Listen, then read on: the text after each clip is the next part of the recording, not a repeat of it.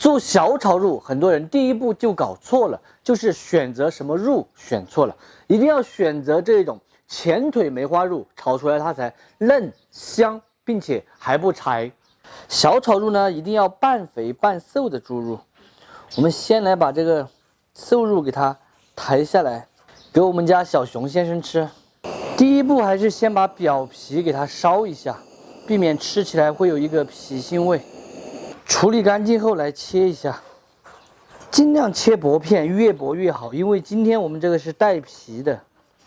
这个样子半肥半瘦的，它吃起来不柴，还香味浓。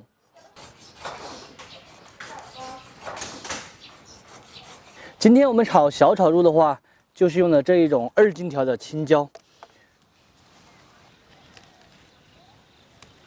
这个海椒的话是我五娘他们家的哈，先借一点吃了，我们的还没有长大。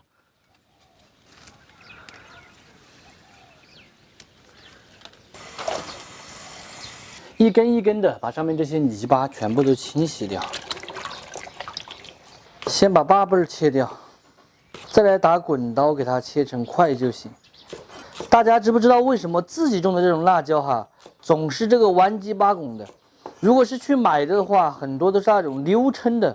虽然说它这样弯鸡巴拱的不影响口感，但是炒出来没那么好看呢。再来切一点姜、葱、蒜口口。蒜的话就给它轻轻的拍一下，拍蒜更香。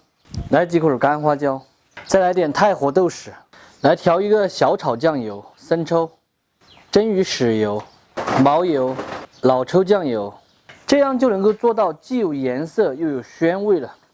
这个小朋友就是造累了，然后就跑到地上去睡着，然后又要起来造几下。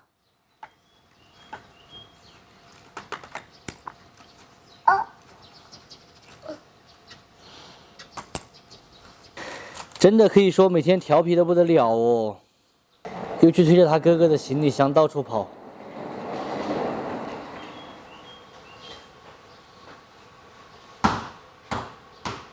我们还是来把肉炒起，加纯正的菜籽油，把锅置好，下切好的猪肉，先用大火把油脂煸炒出来，一定要稍微多煸炒一下，吃起来才香不油腻。猪肉炒香，炒出油脂过后，姜、葱、蒜、豆豉，调好的小炒酱油，烹一丁点花雕酒，去腥味增鲜味，下辣椒一起炒，大火翻炒均匀，来一勺糖、鸡精、胡椒，继续的炒转。小炒肉的话，把辣椒炒来腌一点哈，口感会更好。